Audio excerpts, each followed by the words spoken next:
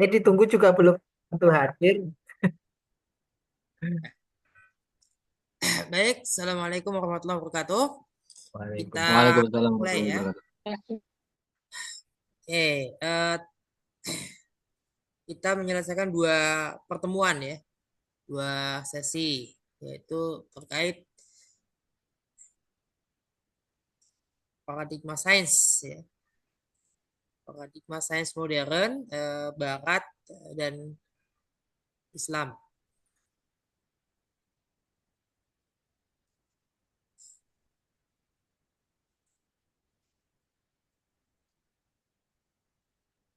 Lambat ya, sangat lambat ya. Ini sudah atau belum? Belum ya? Masih muter, Pak? Semuter. Kok? Nah, Sudah?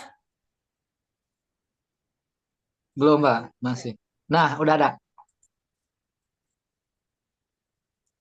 Ya, paradigma sains modern ya. Barat ya, Barat dulu. Kenapa? Kita kita mengenal dulu apa sih modern. Jadi kebanyakan orang kan mengira industrialisasi, digitalisasi, tapi sebetulnya modern itu berkenaan dengan pemikiran ya, pemikiran. Adanya pemikiran yang baru ya, pemikiran yang berbeda ya. Gagasan kebebasan berpikir, kemudian ada negara bangsa, ada kontrak sosial ya, nasionalisme ya, kehendak bebas manusia itu. Jadi kata modern itu tidak hanya dibatasi pada teknologi canggih, tapi pada pemikiran, pada gagasan yang berbeda dengan sebelum-sebelumnya.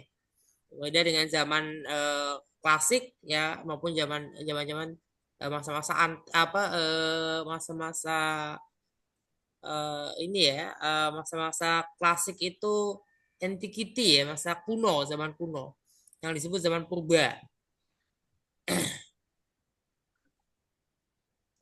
Awalnya kan manusia hunter gatherer ya, hunter gatherer, para pemburu dan pengumpul makanan, berburu dan mengumpulkan, kemudian bertani dan beternak, masyarakat agraris, masyarakat industri. Dan awal masyarakat industri adalah masyarakat modern. Sebelum menjelang ya, menjelang pemikiran-pemikiran yang menghantarkan pada masyarakat industri, ya kontrak sosial, nasionalisme dan sebagainya itu. Nah, paradigma sains modern ya di Barat itu eh, mengagungkan dia rasionalisme, empirisisme ya, positivisme. Mereka menganggap itu netralitika. Ilmu pengetahuan itu netral ya, tidak eh, terkungkung oleh nilai, bebas nilai. Pemahaman ini ya nantinya bermasalah ya. Eh, Masyarakat Barat modern itu menolak ya, kecenderungannya adalah menolak untuk merujuk pada teks atau scripture ya, scripture ya, scripture dalam ya atau scripture dalam mendiskusikan sistem nilai ya.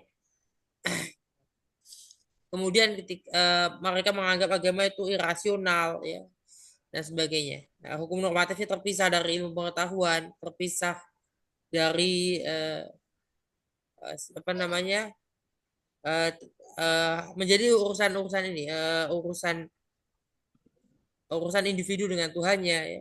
Dalam konteks ruang publik kemudian hukum normatif yang ditaati adalah kontrak sosial. Kontrak sosial dianggap tidak sama atau berlawanan bahkan bertentangan dengan hukum Tuhan ya. Nah, ini perlawanan mereka terhadap eh, otoritarianisme dalam gereja pada masa itu. Nah, sekularisme ya itu memang memisahkan itu otoritas, otoritas agama dengan otoritas eh, ruang publik ya, itu negara. Memisahkan sistem keyakinan dan sistem nilai di satu sisi dengan sistem pengetahuan dan sistem politik di sisi lain. Jadi gagasan sekularisme ini yang mendorong pada teori-teori yang tidak beranjak dari teks ya. Sehingga mereka memandang alam semesta itu kebetulan aja ada. Nah, kelemahannya dari teori seperti teori Big Bang, teori evolusi yang melalui seleksi alam itu adalah pada kebetulan tadi. Kebetulannya itu yang menjadi persoalan. Karena eh, tidak banyak kebetulan sebetulnya. Dan tidak semuanya itu kebetulan. Sama seperti tidak semuanya itu terjadi karena sistem, karena direncanakan, karena desain. Tidak semuanya by design dan tidak semuanya juga merupakan kebetulan.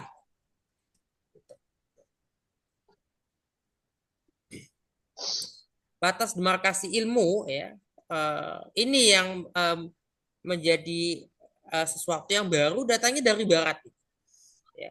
Barat modern ya. Tiap disiplin ilmu memiliki karakteristiknya. Ini sudah pernah dibahas sebelumnya ya, kemudian terkait kenapa kok ada disiplin ilmu, disiplin ilmu itu seperti apa, keterbatasannya apa ya. Bedanya apa dengan filsafat. Komunitas disiplin ilmu itu tidak cenderung membentuk filsafat baru, tapi dia mengembangkan teori yang ada. Dia disiplin ya, disiplin ilmu disebut disiplin ya karena disiplin dan konsekuen dalam menggunakan paradigma yang dipakai, teori-teori yang dipakai. Jadi perkembangannya dibatasi pada ruang tertentu, ya, pada ruang-ruang tertentu, pada pengotak-ngotakan tertentu. Baru kemudian ada gagasan integrasi ilmu ya, multidisiplin, interdisiplin, transdisiplin. Nah, Islam modern antara lain mengkritik Barat, terutama mengkritik kolonialisasi ilmu pengetahuan ya, yang dilakukan oleh pihak kolonial Eropa ya, atau disebut Eurocentrisme ya. Pada saat bangsa-bangsa Asia dan Afrika merdeka, ada kritik-kritik terhadap Barat, terhadap Eurocentrisme ya, kritik-kritik terhadap kolonialisasi ilmu pengetahuan. Nah, ada kritik pula terhadap objektivisme. Ya. Alam tidak menerangkan sendiri tentang fenomenanya, ya. Tidak menerangkan sendiri ya, tentang fenomena itu. Ya. Misalnya apa? Misalnya terkait dengan apa? Misalnya berkaitan dengan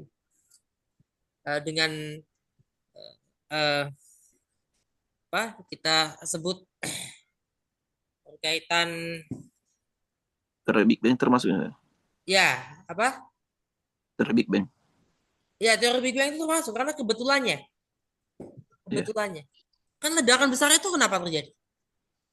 Dan apakah ledakan besar itu coba teori Big Bang itu terjadi karena apa? Kenapa ada yang kembali ke bumi atau bukan kembali ke bumi, ada yang jatuh ke bumi, beberapa meteor harus jatuh ke bumi. Kalau meteor-meteor tertentu itu tidak jatuh ke bumi, ya buminya nggak akan seperti ini. Jadi setiap batu meteor yang datang itu, batu meteor itu bukan entah dari mana. Batu meteor itu bagian dari tata surya kita. Dan kenapa itu menjadi bagian dari tata surya kita?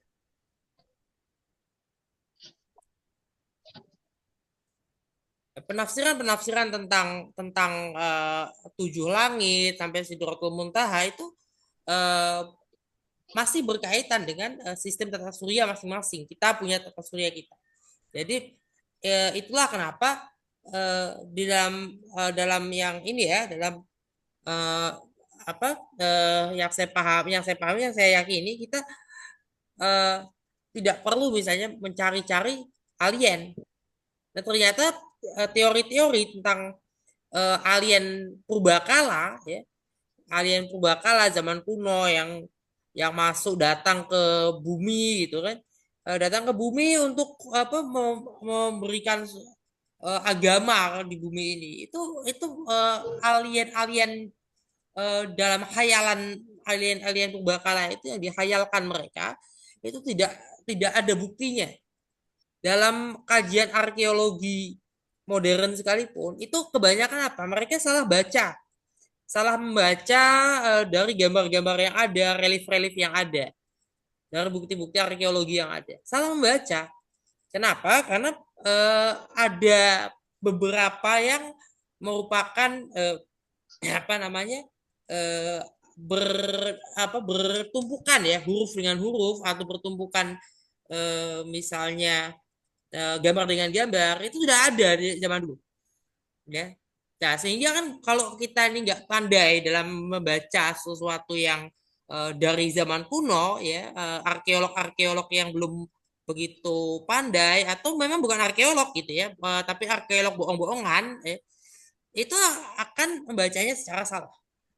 Seolah-olah ada astronot ini, buktinya dia pakai pakaiannya begini kayak astronot kita zaman ini. Coba diperhatikan lagi, itu beneran bukan itu astronot. Coba apakah memang itu relief itu menunjukkan astronot? Apakah relief itu menunjukkan apa misalnya seperti helikopter, seperti pesawat? Really? Ternyata bukan. Itu tapi apa? Kebetulan itu ada. Ya, kebetulan itu ada, akan tetapi tidak semuanya kebetulan, tapi juga tidak semuanya by design. Ya, kita tahu mana by design, mana kebetulan. Nah, itu. Nah, ilmu pengetahuan tidak bebas nilai, karena kalau inilah kritik yang diajukan ke barat. Bahkan oleh para filosof barat sendiri, oleh para kritik sejak awal, ya. Kritik nolak praksis, ya. Itu sudah, itu apa? Batasan definitif dari suatu paradigma. Dan kenapa paradigma itu ada? Kita punya paradigma, dan pasti paradigma itu harus digunakan. Itu keberpihakan. Bukan kemudian kita mengambil kesimpulan dulu, kemudian mencari pembenaran, bukan seperti itu. Tapi paradigma adalah sesuatu yang menjadikan kita berpihak pada paradigma itu. Nah, berbeda yang terjadi di masa Eropa abad pertengahan, ada otoritarianisme dari otoritas gereja. Tidak demikian yang terjadi di era Imperium Islam. Kalau kita lihat peristiwa Mihnat di zaman Abbasiyah, ya, pada zamannya siapa? Al-Ma'mun, kalau nggak salah. Coba nanti diperiksa lagi. Peristiwa Mihnat itu yang ditanya apa sih? Yang ditanya itu ya itu hal-hal yang teologi, ya. Hal-hal yang berkaitan teologi. Yang dipertanyakan itu Al-Quran itu makhluk atau bukan? Udah. Ya, kira-kira seperti itu. Sama juga misalnya Al-Halaj, kemudian Syekh Siti Jenar itu kenapa dihukum mati? Ibnu Arabi nggak dihukum mati. Ya. Ibnu Arabi nggak dihukum mati. Siapa? Hamzah Mansuri tidak dihukum mati. Ini artinya memang mereka itu bicaranya ketika di Imperium Islam itu bicaranya adalah pada batasan-batasan teologi. Ketika ada pertentangan teologi, bisa jadi ada konflik, tapi konfliknya berkenaan dengan ilmu kalam. Misalnya berkenaan dengan teori penciptaan, ya. Itu kan masuk juga ke ilmu kalam. Bahwa penciptaan itu prosesnya begini. Tapi yang dihukum mati itu siapa? Yang dihukum mati itu ketika ucapan-ucapannya ya dianggap berbeda, dianggap menyimpang. Ketika Syekh Siti Jenar ditanya, nggak ada Syekh Siti Jenar, adanya Allah. Itu berbahaya dalam pengertian kalau ditarik ke fikih itu akan berbahaya. Itu nggak salah 100% pernyataan itu. Nggak ada Syekh Siti Jenar. Iya, kita ini tinggal di bumi, bukan kita ini makhluk seperti malaikat. Kalau yang ngomong kayak nggak ada Jibril, adanya Allah, itu bisa seorang malaikat Jibril ngomong kayak gitu. Artinya bisa karena ada di dimensi yang berbeda. Kalau kita di sini bicara seperti itu, kesan di telinga orang kan lain-lain. Itu yang membuat terjadi konflik. Tapi konflik itu tidak berkenaan dengan bumi ini bulat atau datar. Enggak. Atau berkenaan dengan adanya apa misalnya adanya gravitasi. Itu enggak berkenaan dengan itu. Perlu ini juga ya, pernah saya baca ketika Harun Nasution ketika Harun al-Rasyid, Khalifah Harun al-Rasyid menyampaikan utusan ke Carolus Magnus, ya, Charlemagne atau Carolus Magnus, disampaikan beberapa hadiah kepada Carolus Magnus dari Harun al-Rasyid. Ketika itu ada beberapa benda-benda teknologi tinggi yang belum dikenal oleh Eropa. Mereka itu curiga sebelum ketemu dengan Carolus Magnus, orang-orang yang di sekitarnya itu orang-orang yang di sekitar Carolus Magnus itu curiga atau ketakutan atau merasa ancaman ini apa ini apakah sihir apa begitu takut dengan teknologi itu gitu. Nah itu terjadi Eropa mengalami itu. Nah itu nah sikap kultural Islam ya, sikap kultural Islam ya. Saya sulit untuk mendapatkan kosakata yang tepat ya, atau kalimat yang tepat, frasa diksi yang tepat. Sikap kultural Islam karena Hasan Hanafi menggunakan ini ya. Kalau tradisi sikap terhadap tradisi klasik dan terhadap tradisi Barat ya, baik Barat klasik maupun Barat modern itu merupakan berkaitan dengan interaksi atau dialektika antara tradisi keilmuan ya. Banyak tradisi keilmuan sebetulnya, tradisi keilmuan, tradisi filsafat yang berinteraksi, berdialektika satu sama lain itu tidak berkaitan dengan yang prinsip-prinsip yang a priori ya. Tidak ada yang ber apa namanya berhadapan-hadapan dengan kebenaran mutlak yang bisa diyakini secara langsung oleh umat Islam. Nah, tapi ketika bicaranya itu interaksi dengan realitas, ya. Nah, sikap ketiga ini yang masyarakat keberpihakan itu bukan berkenaan dengan dialektika di antara itu, tapi memang sudah sama-sama secara ilmu ya, secara akademis berada di ruang yang sama. Ibaratnya di meja makan ya atau di meja pertemuan, di meja bundar ya, duduk bareng-bareng udah ya. Bahwa mereka tentu melihat dengan sudut pandang masing-masing apa itu realitas, tapi realitasnya sama. Jadi mereka mengakui bahwa realitas yang saksikan adalah sama. Realitas yang diobservasi, yang dianalisis, yang diteliti, yang diriset itu sama, sudah. Tinggal bagaimana mereka menggunakan tradisi yang berbeda, menggunakan paradigma berbeda, sama-sama masyarakat cendekiawan Muslim. Nah, artinya mereka tidak ada konflik itu sifatnya pribadi atau personal ya, tapi konflik itu berkenaan dengan tradisi. Jadi gini, kalau kita ini kuliah di Eropa, ketika kita pulang, kita akan membawa tradisi dari Eropa. Ya. Hal yang sama, ketika kita kuliah di Timur Tengah, membawa tradisi. Kita kuliah pernah di Timur Tengah, pernah di Eropa, pernah di benua Amerika, pernah di Australia, pernah misalnya seperti itu. Ya. Orang yang pernah kuliah di kampus di Asia Tenggara, ya, misalnya sampai S2-nya di Asia Tenggara, tapi ketika S3 dia ada di Eropa atau di Inggris atau di wilayah dunia yang berbeda tradisinya akan berbeda pula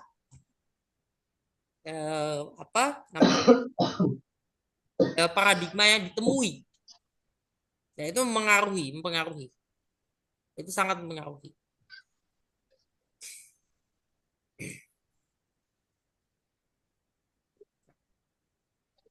Ini ya poin-poin pikiran yang sedikit ya saya sampaikan seperti Gregory Bateson ya.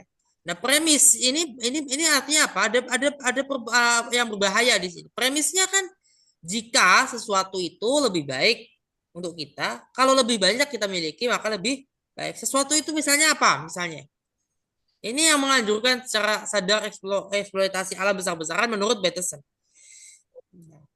Kemudian ini diamini oleh Hussein Nasr bahwa memang kalau premis itu dilakukan oleh Barat ya, yang saat ini betul mereka lakukan, itu akibatnya adalah ya desakralisasi. Akibatnya adanya desakralisasi, adanya desakralisasi kemudian sampai pada terjadinya ya desakralisasi, despiritualisasi ya. Despiritualisasi alam ini. Manusia jadi alat produksi. Ini ada reduksi alam semesta, ada reduksi sistem tata surya kita. Ya. Bumi dianggap hanya sebongkah batu yang tidak berarti, sama dengan bongkahan batu lainnya yang sama-sama mengitari matahari. Hanya bongkahan-bongkahan batu saja.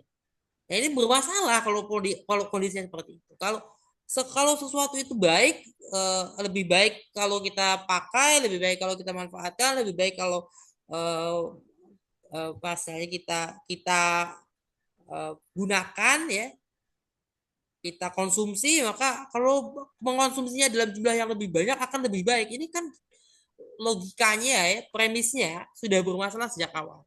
Ya, karena bermasalah itu kemudian ya pada akhirnya dia menghasilkan tadi desakralisasi, despiritualisasi, humanisasi. Itu juga ini lagi dikritik pula oleh Setnaktif Alatas. Ya, kritiknya terhadap positivisme, sekularisme, ya. Nah, nah eh, jadi alam yang atau environment ya, lingkungan hidup itu tidak terlindungi ketika kita menggunakan perspektif tradisi Barat modern yang seperti itu, yang positivis, sekular, yang dianggap objektif ya. Tuh. Ya, saya masukkan kembali paradigma yang dipakai di ISIF ya. Bagaimana kerangka ontologis. Nah, ini perlu ya. Landasan ontologis ini yang memang harus ditempatkan di awal. Jangan landasan ontologisnya ditempatkan di nomor 2 epistemologi dulu. Itu akan bermasalah. Tradisi Islam ya menerima misalnya penyingkapan kasyaf ya, atau ini bisa tolong jangan ada yang ya, kasyaf atau kasyaf ya, sebagai salah satu sumber perolehan ilmu pengetahuan. Wahyu juga dijadikan sumber mata air pengetahuan, sumber inspirasi, semangat ya. Nah, ilmu itu juga harus bermanfaat. Ya, ada juga ajaran Islam terkait dengan membaca, mencari ilmu pengetahuan, meneliti, ya, menganalisis fenomena atau realitas ya. Ini sesuatu yang dalam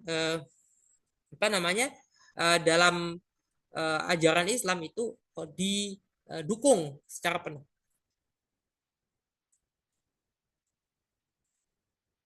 Itu ya. Oke, gimana teman-teman?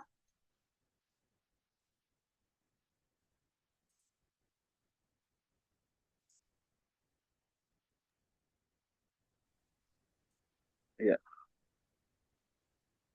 Yuk, Pak Rasa ada yang mau dibahas? Ada Pak, ada Pak, Hah? ada. Saya menyimak dari tadi. Kenapa? Barusan manggil saya kan Pak ya? Ya, gimana? Ada yang mau disampaikan? Oh iya Pak, terkait ini perkuliahan terakhir bukan Pak ya? Besok terakhir minggu depan. Oh masih ada ya. Kalau teori sosial kan hari ini terakhir. Oh Bapak ada ya. Oke Pak, Teori sosial siapa? Pak Japar. Oh, Pak Jafar Sidik ya. Iya, iya. Soalnya kan tanggal 18 UASnya ya. Iya, 18 kan masih 9 hari lagi. Iya masih ada seminggu depan.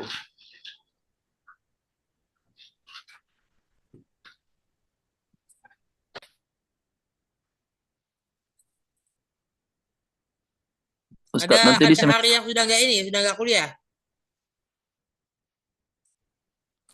Teori sosial, Pak dosen. Teori Ya, sosial ada. harinya satu hari yang sudah kan satu hari dua mata kuliah kan? Iya. Ya, Full ada Pak nggak satu dosen. hari yang sudah full nggak kuliah? Full Pak dosen tiap hari ada kuliah. Oh ya, artinya baru teori sosial yang baru selesai kan? Iya. Yang Hmm. lain sih masih jalan Pak dosen. Masih ada 1 atau 2 lagi ya. Mm-mm. Ya. nanti belajar nanti Ustaz juga yang ngajar Ustaz ya? Atau gimana? Kenapa? Di semester 4 nanti kan ada hermeneutika. Semester 4 apa aja ya? Ada epistemologi juga sih Ustaz. Epistemologi pemikiran Islam. Ya nanti saya belum tahu ya apakah yang ini saya coba nanti saya berarti harus menyampaikan lah paling enggak ya. Kira-kira Kalau ini Pak, ilmu kiroat Bapak bukan ya? dong, ya, Bapak selain filsafat apa lagi Pak? Kan Kenapa? gelarnya ini ya. Selain filsafat apa lagi Pak? Ya, dia Ngajarnya. ada berkaitan dengan filsafat ya, pemikiran ya, Pancasila. Sebetulnya saya Oh, ingin Iya. ingin mengusulkan supaya bisa ada ini ya, ada tim ya. Ada tim untuk mata kuliah yang umum gitu ya kan. Perlulah ada tim tertentu yang tim taktisnya ya. Belum tahu nanti kalau kalau bisa diusulkan ya, saya usulkan kalau Ya, hermeneutika Ustaz ya. hermeneutika masih masih mungkin saya. Hermeneutika atau epistemologi. Apa deh epistemologi tafsir ya? Epistemologi apa? Epistemologi pemikiran Epistemologi Islam atau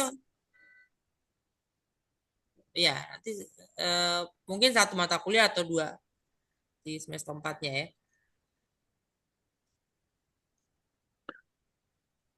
Ustaz, ini gimana menurut Ustaz?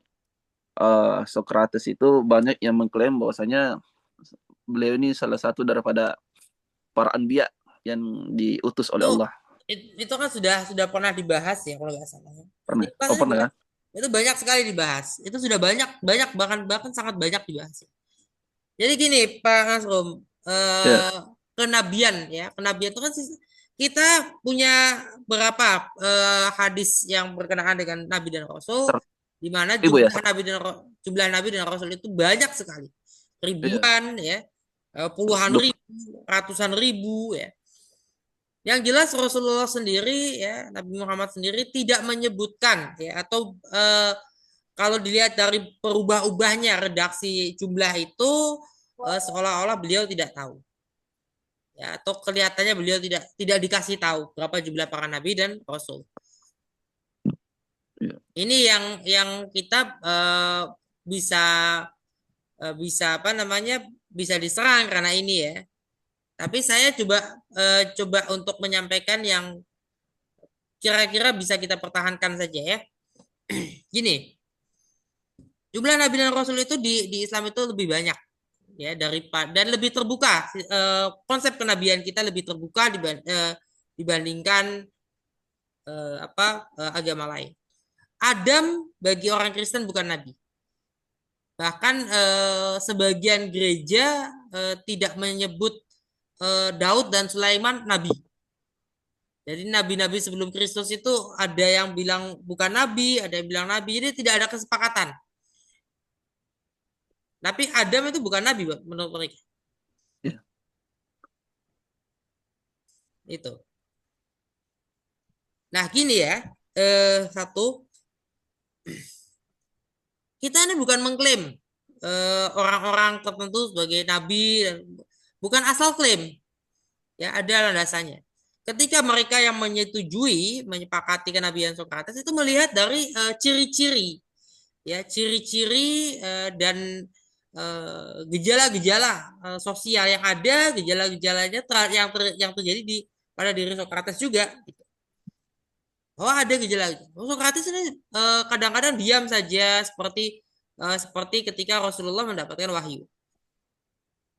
Peristiwa-peristiwa seperti itu dialami juga oleh Socrates, disaksikan oleh murid-muridnya. Nah, salah satu yang menentang kenabian Socrates kan menyebutkan misalnya soal di mana bukti kenabian Socrates dari segi ajaran yang tertulis ya, riwayat yang tertulis, kemudian dari akhir masa hidupnya, bagaimana mungkin seorang nabi itu menerima eksekusi yang seperti itu, yang seperti demikian. Oh iya. Itu dieksekusi Ustaz ya. Ya kan dia dieksekusinya melalui apa? Dengan cara apa? Minum Minum racun racun. ya. Artinya eksekusinya kan seperti itu, eksekusi yang sangat hina. Itu menurut Iya. yang menentang. Ini nggak mungkin sehina itu seorang nabi kok dihinakan seperti itu kok mau gitu. Ini Kalau saya lihat kenapa? saya lihat artinya pergerakannya gitu. Enggak. kayak berdakwah. Dia seolah-olah menyerah gitu kan? Kok menyerah gitu. Nah, ini menjadi satu catatan Namun bagaimana kita nggak bisa menolak atau menerima begitu saja, ya. Karena gini, kemungkinan jangankan Socrates, Plato juga jangan sampai Plato sampai Aristoteles.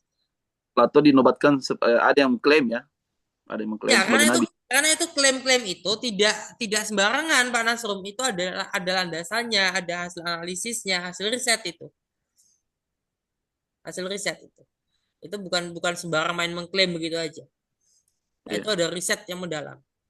Nah, kemudian perlu diingat bahwa konsep kenabian kita itu seperti apa. Kalau konsep kenabian di Islam itu seperti apa? Sudah. Kenabian di Islam itu terbukanya seperti itu.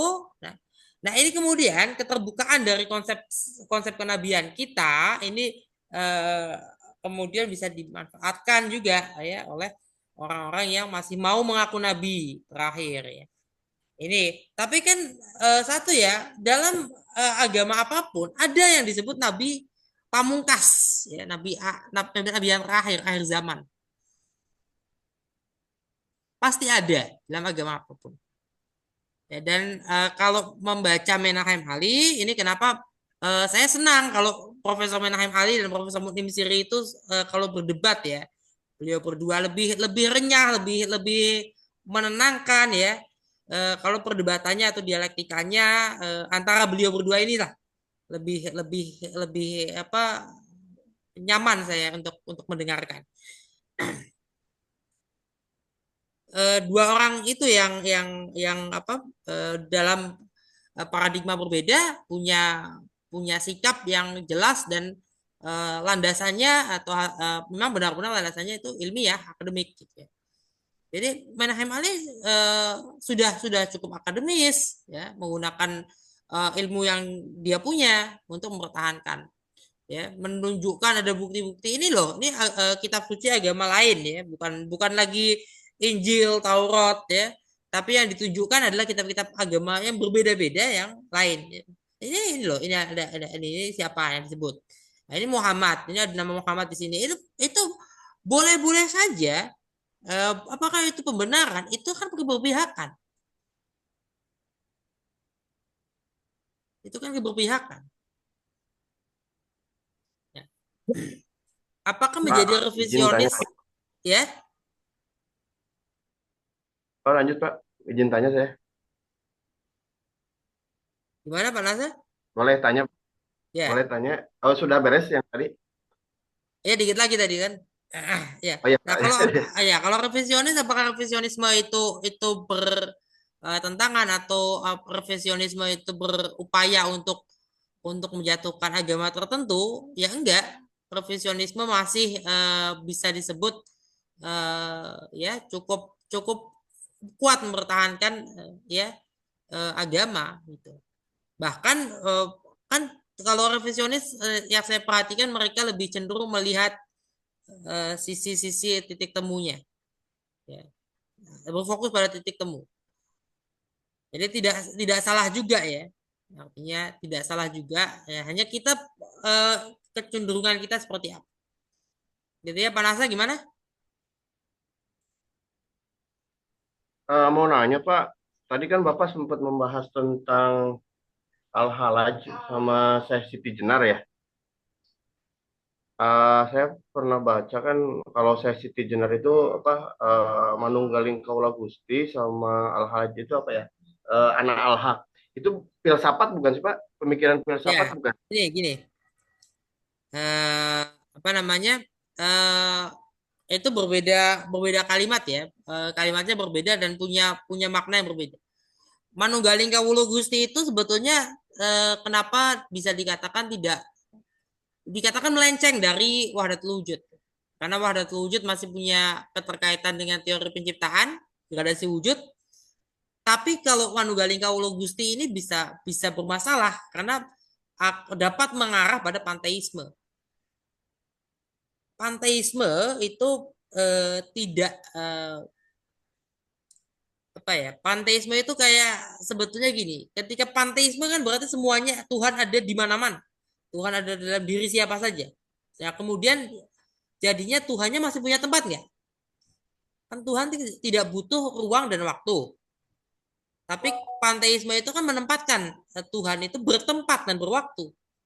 Karena ada di dalam diri. Nah, kalau ada di dalam diri itu kan pernyataan ada di dalam diri. Kemudian energi. Tuhannya energi itu gimana? Secara ini ya. Itu ya. Kemudian anal haq ya, anal haq yang diucapkan oleh Al-Halaj. Kalau kita membaca baik Al-Halaj maupun Syekh Jenar ya, tidak jelas tidak jelas apa sebetulnya yang mereka ucapkan, mereka sampaikan, ajaran-ajaran mereka. Tapi menurut ini Pak, ilmu linguistik kan masih bisa berbeda tafsir kan sebenarnya. Ya, iya itu. Gini ya. Gini Pak Nasa. Kalau bicara tasawuf ya, tasawuf, sufisme ya, ada satu hal. Para sufi itu bisa mencapai ekstase. Ketika mencapai ekstase ya, ekstase itu kan kita mabuk ya, seperti mabuk ya.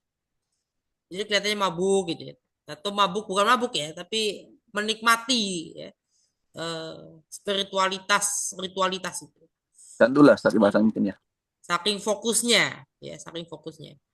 Namun perlu diingat juga ya itu ada perdebatan nanti di situ. Maka anal hak dan anal hak itu ya yang disebutkan oleh Al-Halaj itu bisa juga dicari pemaknaan yang lebih logis ya. Tapi kan tentunya sulit ya dan itu butuh ini ya, butuh pemahaman bacaan yang lebih lebih ketat, lebih mendalam membacanya. Apakah itu bisa dimaknai dengan baik? Ya gini, kalau siapa yang pernah mengalami pengalaman mistis atau pengalaman NDE, near death experience. 4 derajat barangkali Pak, coba. Pak Haji di Tanah Suci gimana Pak? Yang sudah haji itu Pak derajat aja di sini atau yang lain ada? Pak Nasr udah haji? Belum Ustaz. Belum. Insyaallah. Oh, ini belum haji udah ke Amerika, udah kemana? Kayaknya Mas Nasa, Pak dosen. Soalnya saya lihat Oh, di status FB-nya pernah di Mekah tuh. Kayaknya lagi haji. jadi TKI Mas. Enggak itu Nah, belum satu Haji. galing Agusti itu kan apa namanya? Kalau perspektif tasawuf kan masuk juga sebenarnya. Bahkan saya pernah dengar salah satu biksu ya dari agama Buddha itu apa namanya? Menjalankan kaul itu juga kaulnya Syekh Siti Jenar itu kan menunggaling kaul Agusti karena kalau Buddha itu katanya untuk mencapai itu ya yang paling tingkat tertingginya ya itu harus mabuk ya bahasanya tadi Ustadz Pak dosen tadi itu mabuk untuk mendekat kepada Tuhan gitu. Ya. Jadi ketika itu seperti NDE ya, seperti juga contohnya NDE, near death experience. Kalau orang sudah dalam posisi NDE itu ya, misalnya orang koma misalnya in koma. In koma itu otak kita bekerja atau enggak? Ketika kita koma. Ketika kita Siapa yang pernah koma itu yang bekerja otak atau batang otak? Kok masih hidup? Yang bekerja otak atau batang otak? Tapi ternyata batang otak manusia berbeda dengan batang otak lain ya, hewan lain, spesies lain. Saya belum pernah nanya orang yang pernah in koma ya, walaupun saya tahu saya punya teman yang pernah in koma berapa lama, saya belum pernah ini ya, belum pernah apa namanya ngobrol dengan dia terkait itu khusus ya. Tapi saya pernah mendengar beberapa orang yang katanya kalau in koma itu mereka kadang mengalami mimpi, mengalami ya peristiwa-peristiwa lah, ya, peristiwa-peristiwa. Tapi saya pernah saya waktu saya kecil itu pingsan, saya dibawa sama bapak saya digendong ya. itu saya menyaksikan naik apa itu tahu. Taksinya taksi apa itu tahu. Waktu itu kan masih ada presiden taksi. Saya tahu, tapi saya pingsan, saya belum sadar. Saya tuh sadar begitu sudah diinfus. Tapi saya tahu, jadi kesadaran saya ada. Saya nggak merasa hilang kesadaran. Hanya saya tidak bisa berbuat apa-apa dengan jasad saya. Jasad saya itu diam saja seperti mati ya. Kemudian eh, apa namanya?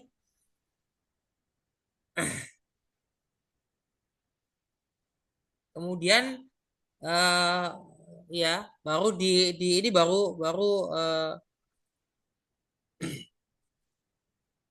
ya baru di infus baru bangun ya. Tuh.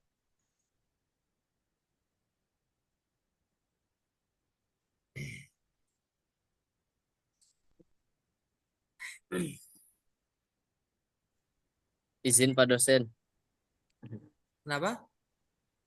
izin ini Pak dosen, izin sharing Pak dosen. Ya, silakan. Nggih. Ya, Bismillahirrahmanirrahim. Assalamualaikum warahmatullahi wabarakatuh. Makasih Pak sudah diberikan kesempatan Pak dosennya. Saya hanya menanggapin saja ya tentang tadi apakah Sokrates itu sebagai nabi ya. Sebenarnya ya kalau kita lihat dalam beberapa kitab klasik, kitab kuning, di kitab Qatrul Ghaib ataupun di Daqaiqul Akbar dan kitab-kitab tauhid lainnya itu bahwa sebenarnya jumlah nabi itu ada 124.000. 124.000 itu jumlah nabi. Kemudian jumlah rasul itu ada 313, ada yang mengatakan 314, ada yang mengatakan 315. Yang 124.000 itu, jadi nabi itu belum tentu menjadi rasul, rasul itu sudah tentu nabi. Kemudian ada nabi-nabi, ada orang-orang muslim yang tercantum di dalam Al-Quran, sudah tapi masih ragu apakah ini nabi ataupun tidak. Seperti hanya Lukman itu apakah dia itu nabi atau tidak itu masih muskil. Kemudian ada lagi nabi yang katanya nabi tapi ada yang mengatakan itu nabi, seperti Nabi Huzair, ada Nabi Iskandar Dzulkarnain yang nantinya ceritanya itu nyambung ke Nabi Khidir. Kemudian Nabi Khidir juga ada yang mengatakan nabi, ada yang mengatakan tidak, sama dengan Sokrates. Sokrates itu ada yang mengatakan nabi, ada yang tidak.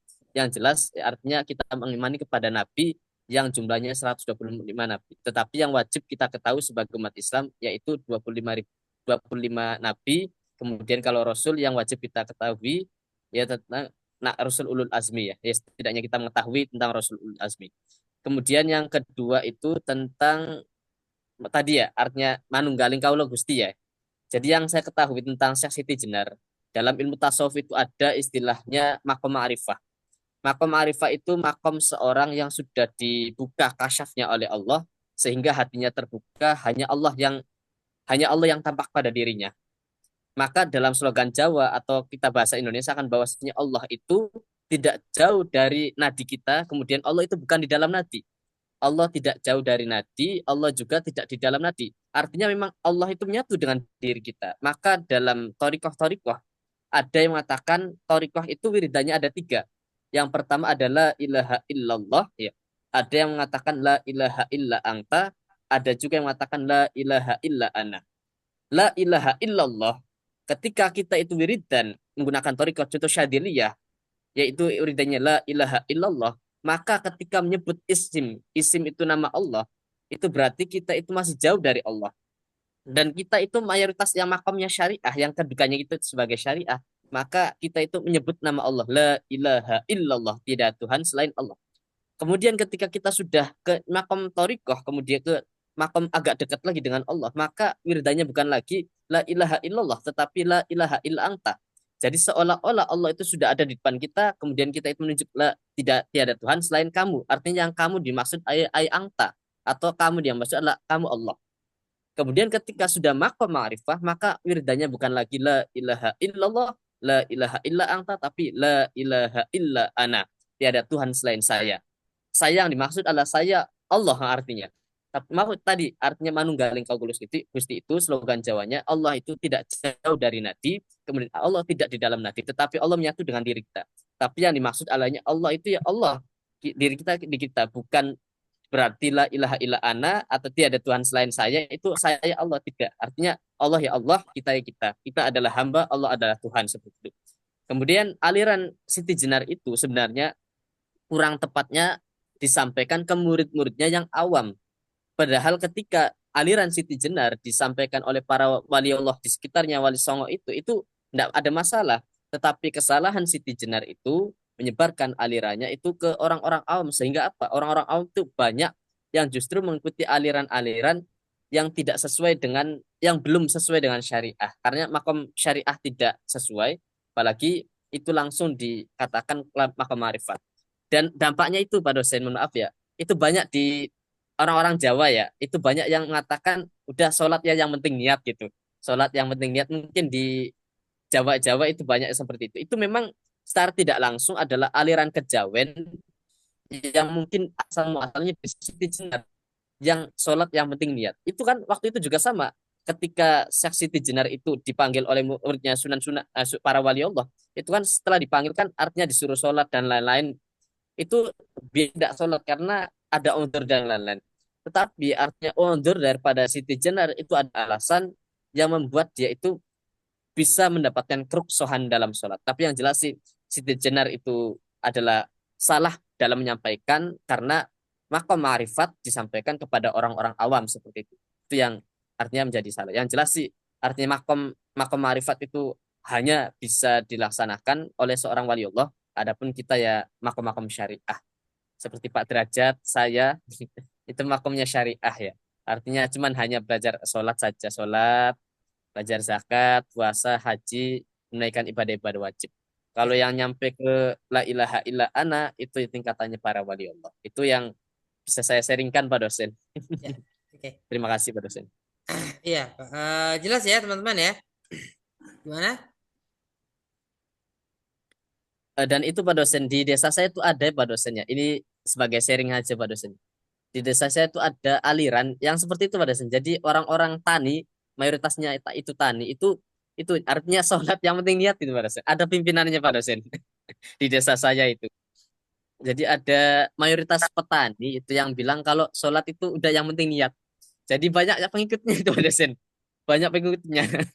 Ya, Ada sih. disitulah yang jadi soalan adalah memang betul. Ketika kita menyampaikan itu ya sesuatu yang makom ya sudah di atas, kita menyampaikan kepada yang awam.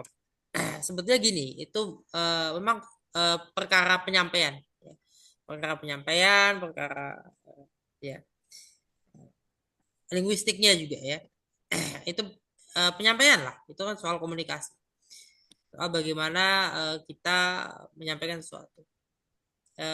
Agak berat ya ketika misalnya gini, seperti pernah kan Gus Dur menyampaikan bahwa habis sholat Jumat di Mekah. Benar nggak itu? Habis sholat Jumat di Mekah. Sedangkan itu kan sholat Jumat kan waktunya Jakarta dulu baru Mekah. Nah, gimana itu caranya Gus Dur sholat Jumat di Mekah itu? Pada saat di Jakarta baru sholat Jumat. Baru sholat Jumat lah ya, baru sholat Jumat. Tapi Jakarta baru selesai itu kan Gus Dur sholat Jumatnya di Mekah. Kan masih ada waktu berapa jam lagi. Kan bedanya 4 jam, ayo. Gimana menjelaskannya? Itu sesuatu yang agak ya tentu sangat sulit untuk dijelaskan. Saya misalnya tidak meyakini kalau Gus Dur itu pergi secara fisik. Tapi Gus Dur pergi benar. Jaraknya kan 4 jam ya. Tentu ketika disebut Gus Dur sekalipun mengatakan sudah ya. Katakanlah itu past tense ya. Bahasa Indonesia kan terbuka ya, bahasa Indonesia kan tidak punya konsep tidak punya konteks ya. Bahasa Indonesia itu tidak punya konteks mana masa pas, mana yang masa lalu, mana yang masa depan ya kan, nggak ada future, nggak ada past, nggak ada present ya kan, nggak ada kejelasan itu. Kalaupun Gus Dur menyebutnya past tense ya, tapi kemungkinan sebetulnya itu future. Memang belum secara waktunya. Karena kita melihat Gus Dur di Jakarta adalah Gus Dur di Jakarta. Nggak mungkin kita melihat apa, dan itu terjadi, sebagian itu dikisahkan ya. Apakah kemudian kita meyakini begitu saja? Meyakini begitu saja sih tidak ya. Tapi kita tidak juga apa namanya, empiris ya, tidak juga empirisisme gitu yang dipakai. Ada realitas di luar yang berbeda sekali dengan yang biasa kita saksikan. Realitas itu nggak tunggal. Realitas nggak tunggal, realitas juga tidak berdiri sendiri. Realitas itu dikonstruksi. Enggak, Ya, Pak dosen. batu itu kan nggak minta kita sebut batu. Ya. Pohon tidak pohon asem tidak minta disebut pohon asem, dia tidak mengenalkan dirinya. Ya. Ayam tidak mengenalkan dirinya, saya ayam, gitu kan enggak kan ya.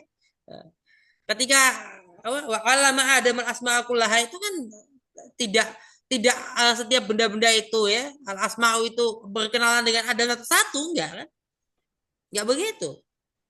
Tapi Nabi Adam diberikan diajari caranya menamai. Caranya menamai, bukan diajari itu Allah ngasih tahu ya. Kayak kita ngajarin anak kecil gitu. Hati-hati kalau kita membayangkannya Allah ngasih tahu seperti ngajarin anak kecil, berarti sudah membayangkan Allah sebagaimana manusia. Hati-hati.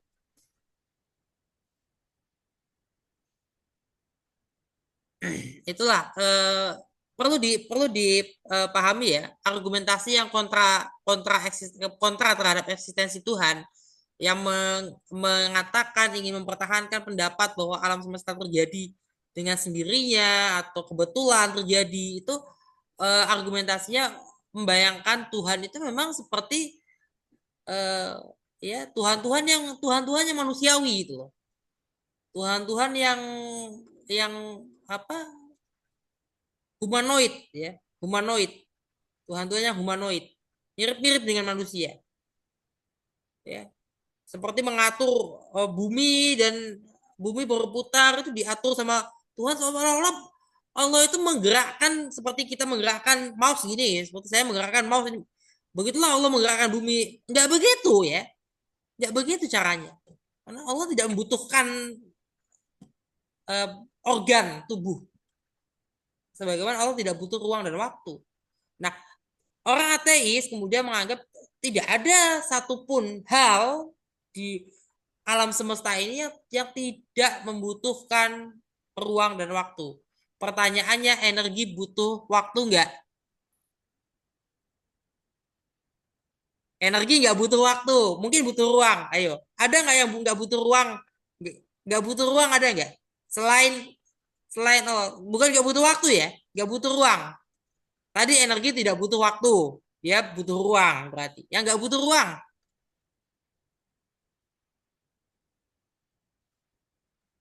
virus tidak butuh ruang loh sebetulnya. Kalau jin gimana Pak dosen? Ini kita bicara yang mudah saja dulu, Pak Derajat, jangan yang susah-susah. Yang gampang dulu. Ini lompat nanti kesulitan, nanti Pak Derajatnya yang nggak bisa memahami. Iya, saya tadi tiba-tiba kok inget ketika Pak dosen bilang begitu, saya ingetnya jin gitu. Karena inget Ustadz NASA saya.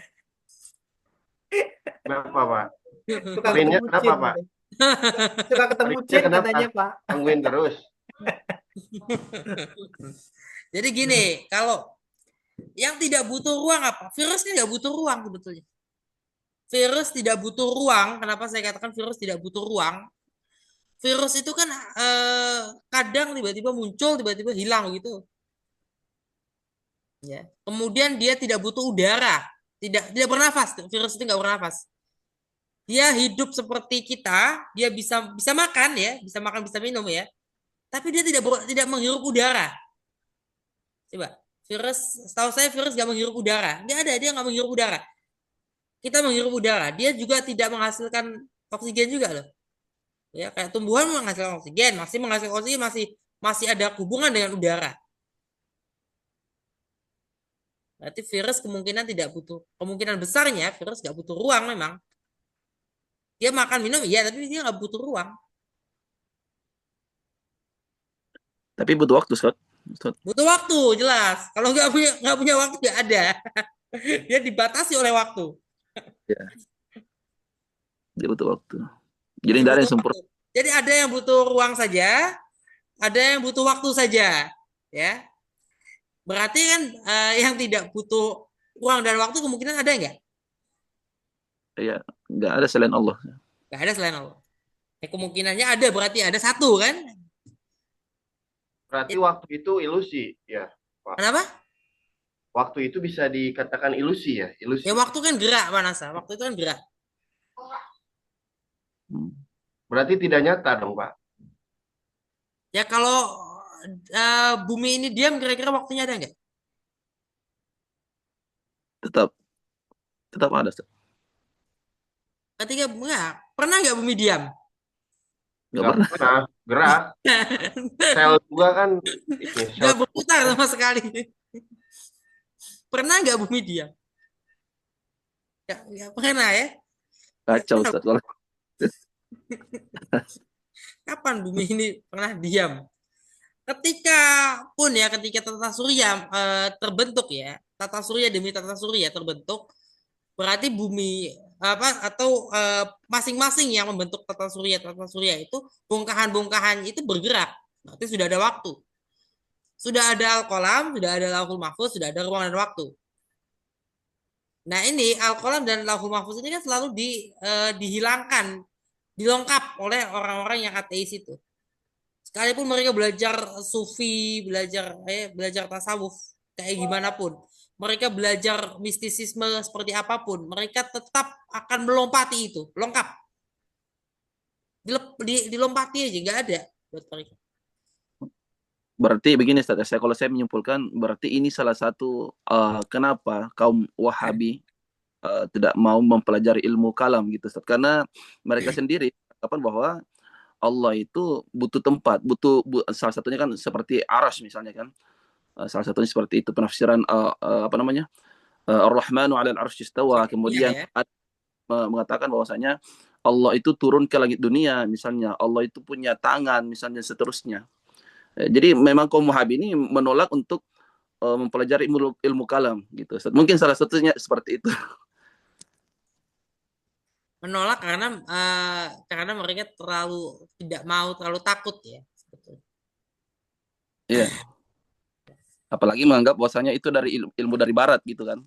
Mereka kan Nah, pertama itu.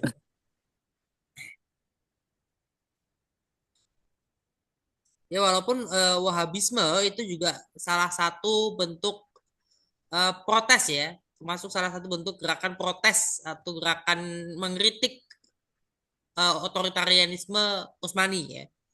Nah, yang diambil oleh sebagian sarjana Muslim Asia Tenggara dari Wahabisme adalah itu, ya sebetulnya. Tapi kemudian kan ada yang membawanya ke arah yang berbeda juga ikut-ikutan. Wahabisme tetap dua ya, tetap dua. Wahabi itu tetap ada dua. Yang pertama yang dari Khawarij yang sebelumnya, saya kira nggak mungkin punah, masih ada. Kemudian Wahabi yang kedua yang sekarang di pemerintahan Saudi itu dua kelompok Wahabi ini tidak pernah yang salah satunya itu punah itu. Saya nggak yakin kalau ada yang mengatakan yang pertama itu sudah punah, sudah nggak ada itu. Ada, Mas, masih ada. Pasti masih Khawarij ada. Hah? masih Ustaz. Saya Ya belum Khawarij ketemu. Kalau ketemu orangnya di Indonesia emang belum pernah ketemu ya. Nggak belum. tahu, mungkin ada yang pernah ketemu di luar Saya gitu. bahkan pemikirannya pun ya ada yang seperti itu Ustaz. Ya, Wahabi yang pertama itu lebih lebih lebih keras lagi karena Lebih Khawarij. bahaya. Ya, karena Khawarij. Artinya kan berarti masih ada. Kalau di Indonesia mungkin kita belum pernah ketemu aja.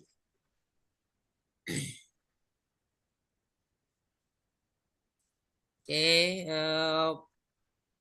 ini sudah 9.30 loh ya. Nah, pekan depan itu apa?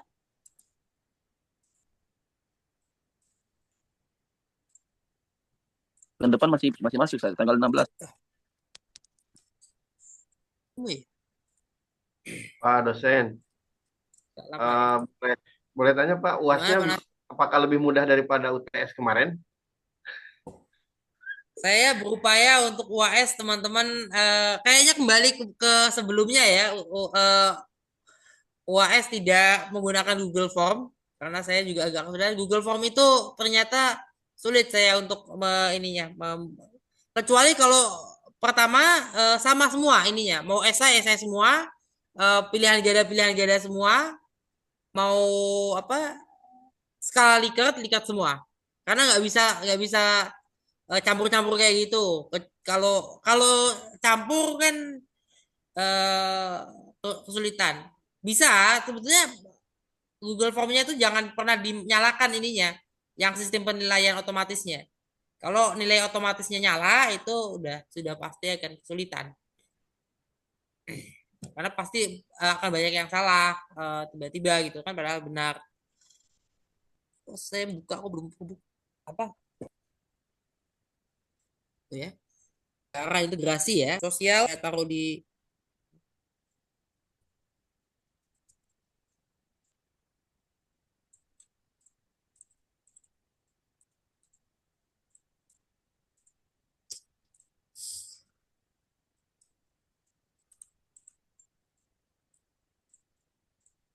oh ya.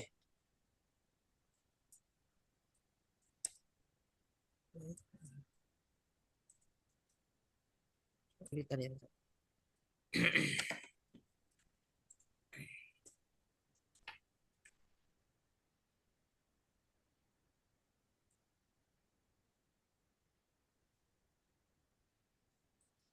Gitu ya, ada lagi nggak?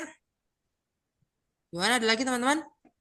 Pak dosen boleh sedikit Ya, minta betul. tadi saya agak miss sedikit sih tadi yang waktu Pak dosen menjelaskan yang statement Pak dosen itu bahwa Islam modern itu mengkritisi kolonialisme dan salah satunya adalah mengkritisi terhadap eh, objektivitas dari keilmuan. Itu maksudnya gimana sih? Boleh dijelasin Pak Ya, dosen? Saya kok ya, agak mikir-mikir tadi sinyalnya agak-agak hilang gitu. Jadi makanya ya, mengkritik kolonialisme pengetahuan ya, Pak Derajat ya.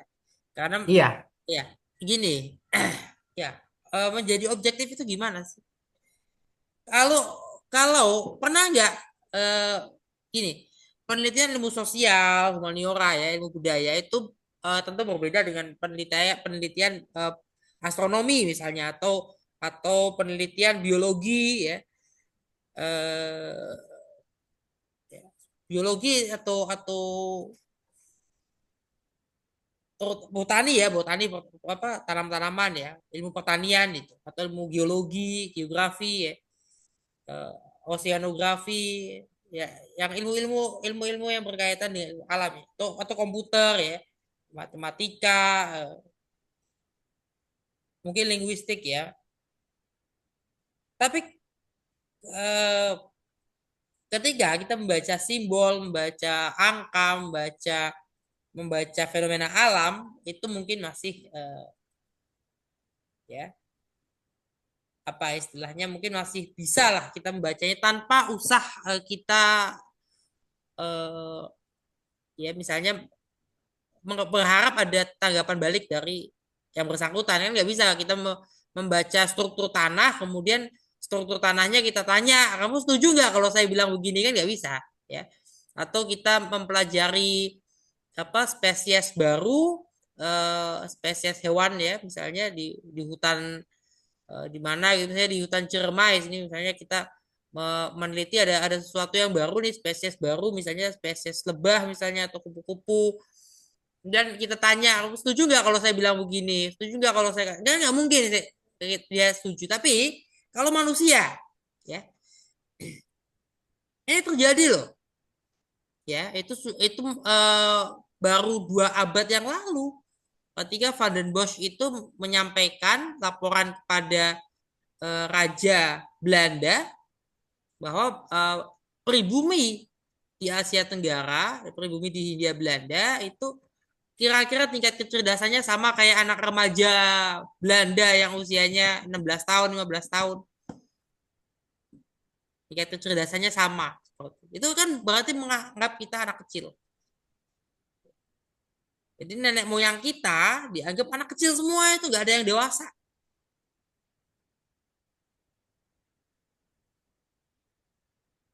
Kira-kira kitanya protes nggak waktu itu? Waktu itu ya,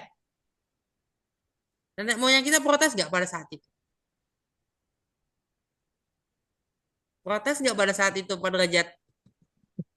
Enggak. Ya, Hah? kalau pada saat itu sih tentunya enggak ya Pak ya. Karena posisinya kan eh, alasannya gini, satu pada saat melaporkan ke sana orang-orang pribumi kita nggak tahu. Terus yang kedua mungkin posisinya kan kalau kita pada saat penjajahan kan mungkin inferior ya. Mereka kan superior ya, pasti pasti informasi seperti itu nggak akan berani protes sih. Ya. Bener nggak Nah, sih Pak? artinya kan dengan demikian ada ini ya Nah, apa ya itu kan dibuat-buat ya. Artinya kan sesuatu yang dibuat, diciptakan ya, didesain.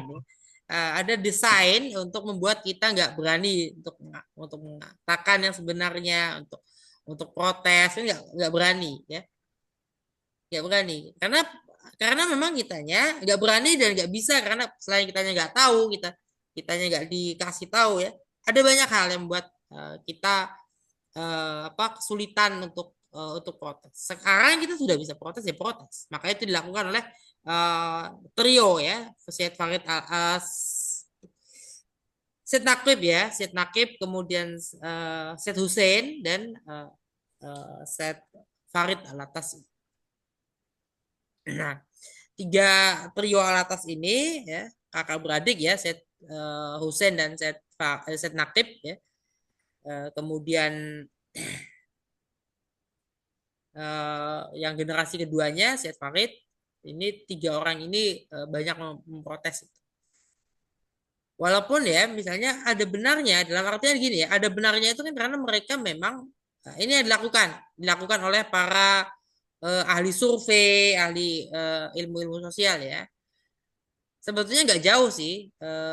Kalau hewan kan pada hewan ya, tapi pada hewan itu pengambilan sampel ya, sampling ya. Nah, pengambilan sampel itu, kalau pengambilan sampel pada komunitas binatang, pada kawanan-kawanan hewan, barangkali pengambilan sampling itu tidak berpengaruh besar. Misalnya, ada buaya di satu daerah aliran sungai di Afrika, spesies buaya tertentu. Udah, saya mau meneliti ini, ambil yang di sebelah sana aja, yang gampang diambil, tidak ambil sebagian lain. Itu nggak terlalu masalah.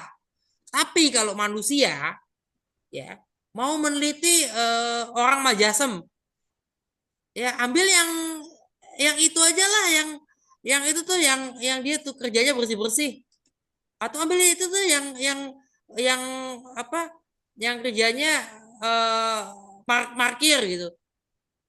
Ambil itu tuh kayaknya dia nggak punya rumah gitu. Tunawisma, diambil aja sampelnya. Ambil yang jelek-jelek tuh, gampang kan? Akibatnya hasilnya apa? Apa derajat? Jadinya kesimpulannya apa? Iya. Tapi kalau ambil yang bagus-bagus aja, ambil contohnya ambil rumahnya Pak Rektor, ambil sampelnya keluarganya Pak Rektor gitu ya. Oh, keluarganya Pak RT deh, ini keluarganya DKM gitu. Ya. Hasilnya berbeda nih Pak Akan dosen. berbeda hasilnya. Iya. Nah, itu adalah bagian dari keberpihakan namanya kan. Mau itu nggak adil ya. Kita bisa protes mengatakan itu nggak adil. Bagaimana caranya? Eh, caranya ilmuwan itu mau adil atau enggak kan sebetulnya tergantung juga. Gini, ada yang pernah mengatakan ya, ini kan kalau kalangan populis ya, walaupun dia sarjana, guru besar kayak gimana pun, kalau dia populis, populis itu bukan ini ya, populis itu bukan berdasarkan agama. Tidak semua populis itu bisa berdasarkan warna kulit, bisa berdasarkan bahasa dan sebagainya. Populis itu kan membenturkan mayoritas ya secara demografi, entah mayoritasnya itu bisa karena agama, bisa karena warna kulit ya, etnisitas, bisa karena apa misalnya, bisa karena bahasa yang digunakan, bahasa yang dipakai ya. dan lain sebagainya, identifikasi lah ya. Bisa karena mazhabnya juga, bisa karena dia apa misalnya pekerjaannya apa, ya. Dibenturkan dengan kelompok yang disebut kelompok elit, ya, yang menindas, yang itu minoritas. Pokoknya minoritas aja. Secara demografi minoritas.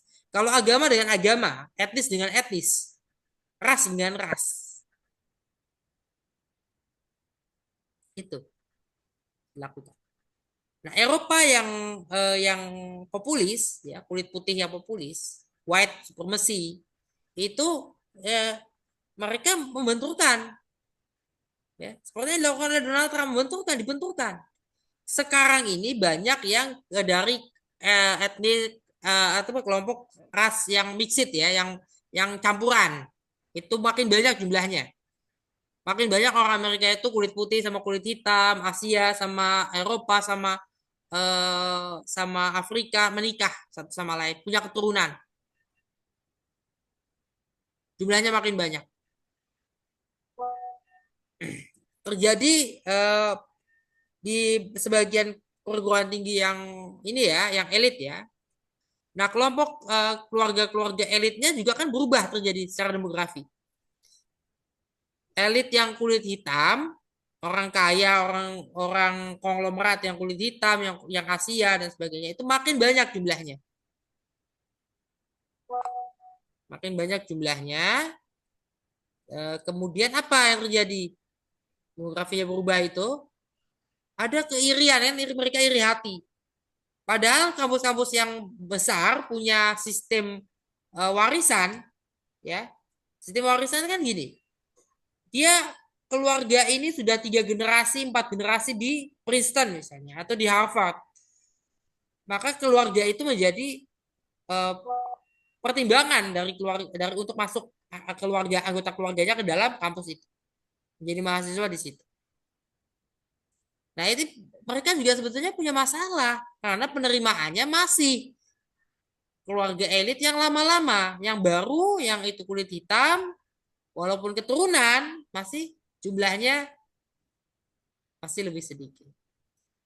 Tapi itu tidak bagi kaum populis, tidak berlaku bagi kaum populis. Fakta itu nggak berlaku, realita itu nggak laku bagi kaum populis. Kelompok populis di Amerika Serikat hari ini tidak mau membahas itu.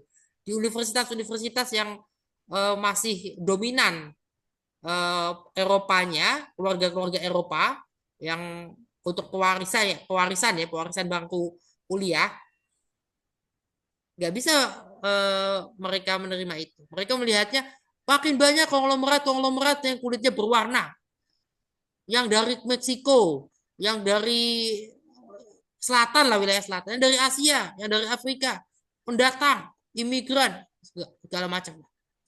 Itu aja. Nggak tahu kalau proses seleksi akademiknya masih nggak adil buat kelompok yang minoritas itu, sekalipun orang kaya.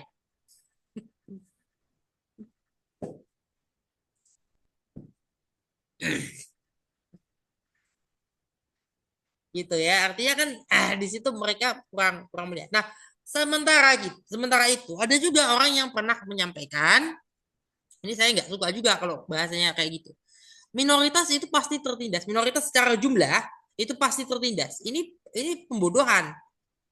Mau kamu minoritas, mau kamu mayoritas, kamu bisa menindas dan bisa ditindas. Mau kamu laki-laki, mau kamu perempuan, kamu bisa menindas dan bisa ditindas. Itu fakta. Hanya bisa dikatakan kebetulan, ya, bisa dikatakan kebetulan atau bisa dikatakan by design.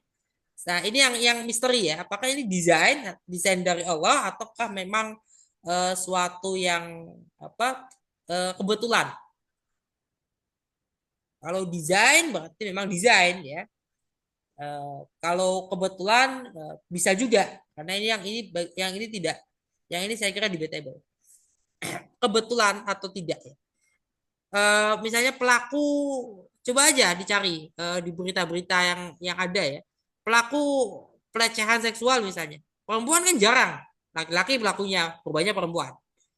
Laki-laki yang jadi korban jarang. lebih sedikit jumlahnya. Perempuan yang jadi korban lebih banyak. Nah, pelaku lebih banyak laki-laki, lebih sedikit perempuan. Itu apakah kebetulan atau tidak itu misteri. Ya, memang ada ya, ada fenomena seperti itu, ada pola seperti itu. Tapi itu apakah kebetulan, apakah itu selain kebetulan, apakah itu kebetulan atau by design, itu misteri. Ya, saya kira bisa juga itu karena konstruksi kita. Ya, kalau laki-laki sebetulnya jumlahnya besar juga, tapi nggak mau karena malu, karena merasa ya toksiknya ya, toxic masculinity-nya ya, maskulinitas, merasa nggak berani ngomong, nggak enak gitu ya.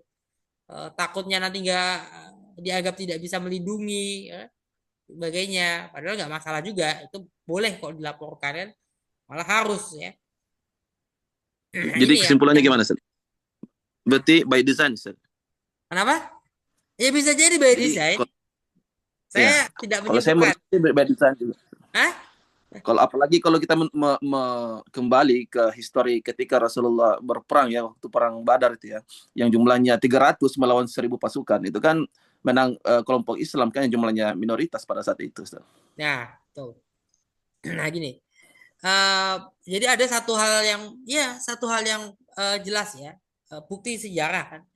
Jadi ada ya berbagai cara bagi kelompok itu ketika terjadi benturan ya, atau terjadi benturan sosial, konflik dan sebagainya itu. Caranya ada untuk bisa apa namanya memenangkan sesuatu atau untuk kalah, untuk menindas dan untuk jadi korban. Nah, untuk berdialog juga tentunya pasti ada cara, ada metodenya. Jadi itulah ini sudah terlalu malam ya, jadi saya kira cukup ya. Nanti besok itu kita bicara integrasi, integrasi keilmuan sama yang kaitannya dengan ya agama, ilmu sosial dan ilmu budaya. Dalam diskursus studi Islam ya, kita sudah masuk dalam studi Islamnya. Jadi bagaimana teman-teman bisa tahu nanti integrasi keilmuan itu arahnya kemana. Kemudian agama dari ilmu sosial dan dari ilmu budaya, artinya dilihat dari situ. Agama itu fenomena sosial atau fenomena budaya, keduanya dilihat dari salah satunya ya. Itu ya barangkali kita tutup dengan bacaan doa sama-sama alhamdulillah.